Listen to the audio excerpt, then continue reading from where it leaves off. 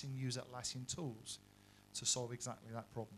Very much worth 3 minutes. They talk about how they used their tools to develop software in an agile way, looking at specifically requirements.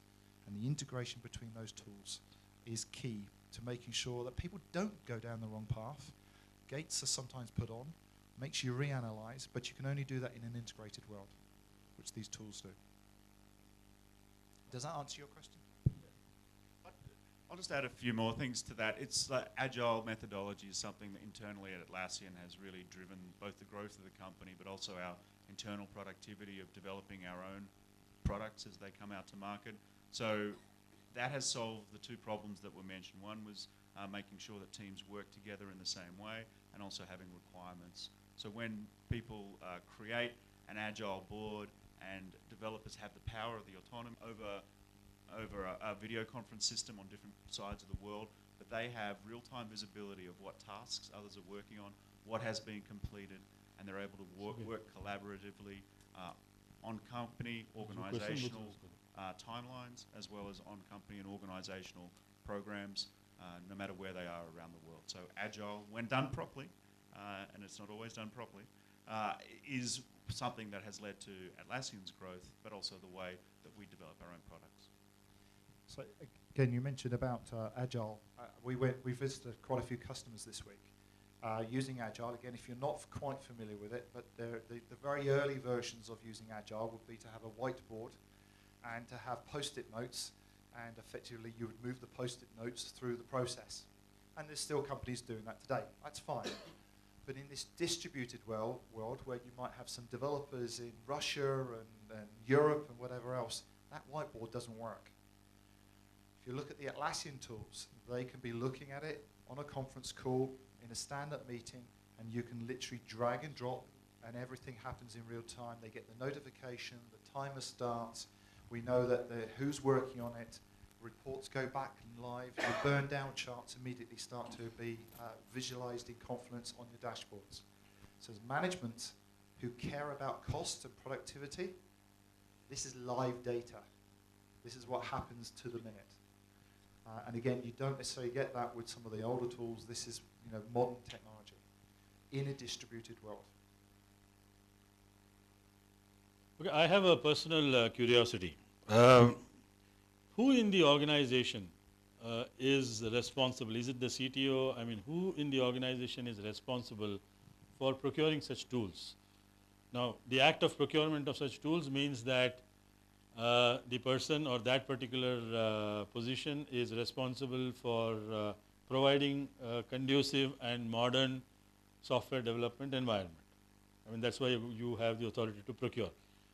What happens in reality? Is it the CTO's job? Is it the group project manager's job? Is it the individual project managers who go and look out for tools?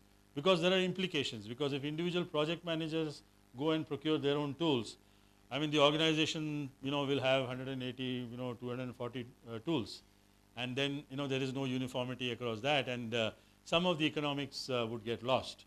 So I want to understand what actually happens in organizations, and how do you go about handling this? Everyone's so shy. It's a collaborative approach. Mostly the requirement comes from the project. So that's where it starts. The requirement comes from the project side. There are some innovative folks who get into searching for good tools. So like Atlassian, we've been using Atlassian for the last close to 9 years now. Okay. Ever since the launch of Atlassian, we have had Greenhopper plugin, and now we've got the latest. We migrate to the latest one. So that's where the requirement comes in. Then, based on that, the team makes sure that they have a POC done. The CIO pitches in, and that's where he takes a call. And then you spread it to the rest of the organization? Yes. I would say you very formally. No, it's okay. I can be. I mean, put it like with the service industry and the product companies. In a product company, it's a CTO, CXO, or I can decide. We decide what we need. In a service delivery organization, mostly it's a client driven. most of the major clients, they will decide which is the tools, and tools come as part of the procurement and the requirement. Okay. So it's simply spread like this. So now you can understand in a service company like Infosys or TCS or Wipro, most of us, whatever you said, 400 tools, 500 tools, all kinds of tools will be there because it's serving continuously at the client side. Are you seeing any particular tools still coming to the market? Any particular ones rising to the top that we've mentioned today? I think what you have mentioned today is almost coming to the top. Okay. So you,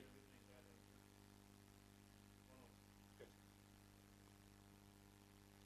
And what are the challenges in in buying such a tool? I mean, the CTO himself or herself might not be in a position to go through a tool and say that, okay, this is good for my organization. And as you said, the request comes in from project teams. So in general, how do you go about deciding, which tool to use amidst the availability of so many tools and so much of research reports and quadrants and waves and all of those things in the market? How do you actually make a choice beyond the commercials? Yeah, it's largely, one, couple of things. One, in terms of the ROI, proving the ROI to my CFO. Those are the two major challenges, actually. That's where we get stuck most of the time. Mostly whatever these tools are very core and it's a basic tools which everybody are getting used to. The real challenge will be to either to go for an open source version of it or a commercial version of it. So even Atlassian, whatever, there's always a parallel tool in the open source. So now they will always ask, CEO, when whoever is the decision maker, he will ask why we should go for a commercial version. So Paul, would you have an answer, or Paul or Jerry? I'll start off and Jerry can add. I've got a mic. So it obviously has to be taken on a case-by-case basis. And I think the productivity of the employees, as well as that ability that I talked about of control and management, when you put that into a ROI case, then it becomes quite powerful for off-the-shelf software as opposed to open source. Now, there's always a place for open source, and I'm also an open source advocate, but you have to make a business decision about the productivity of your employees and all those things, management, control. What you're producing at the end of the day has a value, and you need to look at the inputs in there. And I think, and that's why 54,000 users have chosen to use Atlassian products rather than an open source alternative. So yeah, when you put it like that, then I think many CFOs have come to our way of thinking that to have your products, your solutions produced on time, on budget, using the most out of people, which are not free resources, then it's quite powerful. 54,000 other organizations have found that case. I think, again, sometimes there is a mixture. If you take Git, which a lot of people in the audience were familiar with, some saying no, but a lot of people saying yes. Git in itself, it comes from it's a command line tool. It doesn't have to be. That's the point about it again. So the core of Git being open source, but if you really want to then make it part of the platform to get it fully integrated, you have some choices. It doesn't have to be an Atlassian world, but you really need that kind of easier user interface.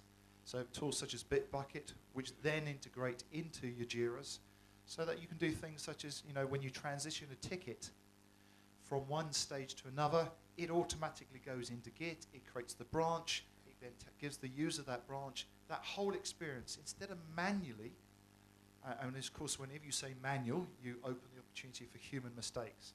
But instead of manual, you've got automation there. And that's really what tools do best. Tools are there to take the mundane parts, automate it, and make it less foolproof, or make it more idiot-proof, if you like, and to make things work better. So tools are not for everybody, but we always invest in tools to try and get that automation part going. Vaidya, you have been interacting with a few companies in India. So what is coming across as, the top need? And to that top need, what is the top value proposition you are offering, as a Clearvision person? How do you marry the two? Before I answer that, let me ask this gentleman who's been using Atlassian products. What is the key challenges you've faced in the last 9 years? Nothing major, I would say. We've been a happy customer with Atlassian, especially from the Jira perspective. We had some, initial glitch up in terms of migration. So what happened was, one is the licensing part of it. While we were the first time when we were registered with Atlassian, we got the unlimited edition of Jira. Then Jira changed the licensing policy. Then we had the Green Hopper plugin coming in, and the licensing changed. Then there were dynamics in my company. Then we had to move out from the unlimited edition to, we had to upgrade. We were not in support. So then we upgraded to the 2000 user version now, and the migration was a challenge. While we did get some support, but not at that extent, while probably we didn't have the kind of partner here in India. Right. So that was one major challenge. In fact, that's exactly what I've been hearing from most of the people whom we have been meeting, that there is no local presence out here who can support them at a ground level. While Atlassian has got a support desk and a support mechanism, etc. But I think many of the companies like to see a face and like to know that there is somebody out here whom they can reach out to immediately. So that has been the major sort of feedback that we've got. In fact, that was the reason why we decided to set up base in India in the first place. Okay. And it's not only for support, but also for training needs, etc. It becomes very imperative that you have set up a support training base out here, apart from directly interacting with the clients and providing the account management part also. The other thing that we've gone around quite a few customers, quite a few of them have been using, I want to be careful here, kind of the older legacy tools that don't necessarily work with the new Agile methodology. And Agile is not for everybody, but it's like trying to force one thing into another, and they just don't go. Again, when you've got tooling, remember tooling is meant to make things easier, and when it actually makes things harder, that's when there needs to be a change. And we've certainly come across quite a few companies that are using more legacy tooling, wanting to be agile. Most of them actually admitting that they're probably not, and some of that is because they're using older tools which don't really suit, tools that were written 10, 15 years ago, just not perfect for the day's world. And it's all about getting to market as soon as we can, because that's how you make your money, and it's how you beat your competition. So would these tools, help in situations like SAP implementation, Oracle implementation and all? Yes and no. So yes, in terms of, again, let's take the requirements aspects, being able to articulate what's needed to change in SAP or Oracle, being able to have a workflow to make sure that people do follow a process, but no in terms of the physical code changes, because most of those kind of tools, and Oracle and SAP, have their own development core entity where you make those changes and version them. So things like Git and Bitbucket, probably not.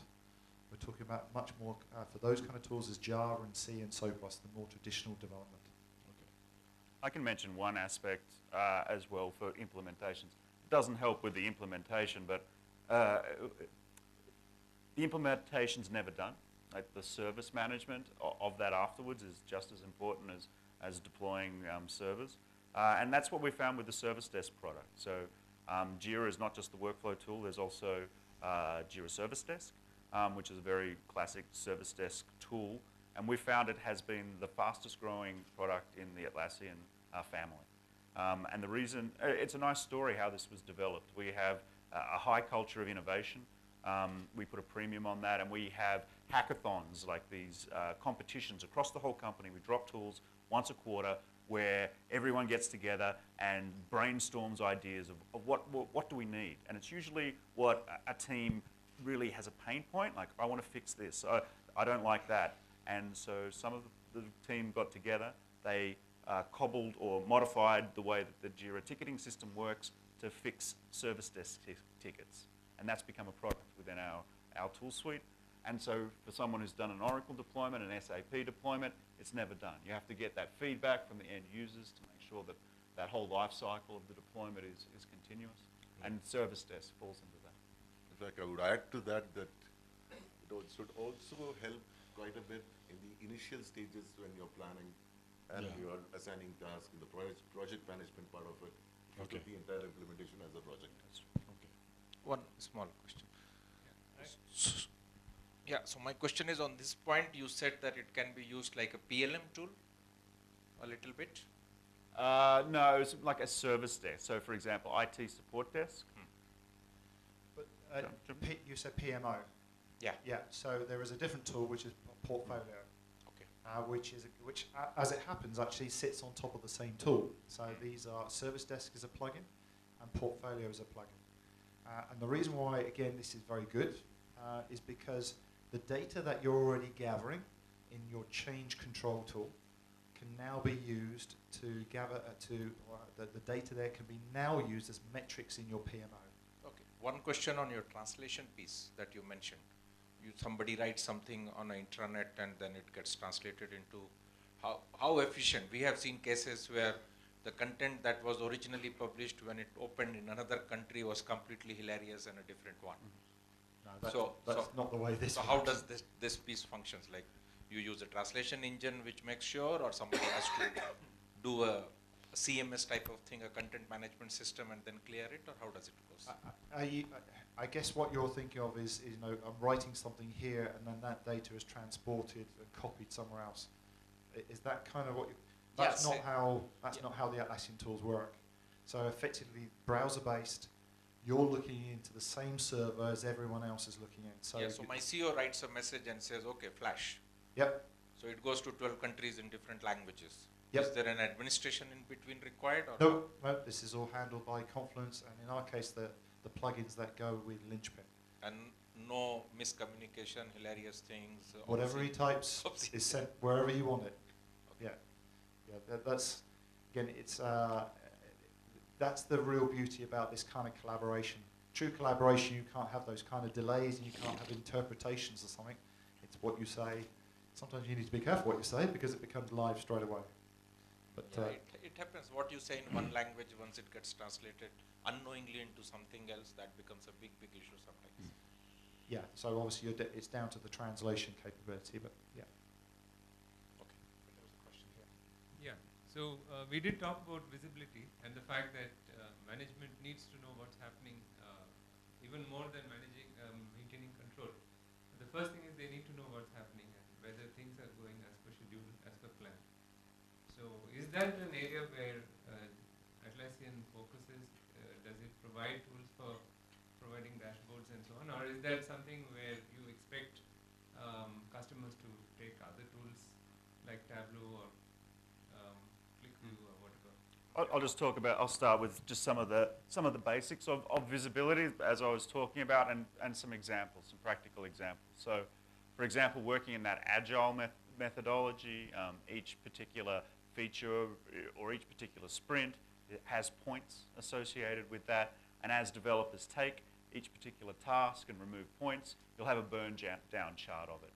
And I think the most important part is having very usable tools. We've spoken to some organizations over the past week where tools are so difficult to use is that their burn down charts just go flat because no one wants to use the tools. They're still working on their own projects, and come the end of the sprint, bam, everything gets done. And so that means management has no visibility. So when you use Jira software, which has the agile components baked into it, then you can have effective burn down charts where developers work in the way that they need to work by grabbing tasks, completing them, getting that sense of satisfaction, and management can see the burn down chart go down to zero in a timely fashion.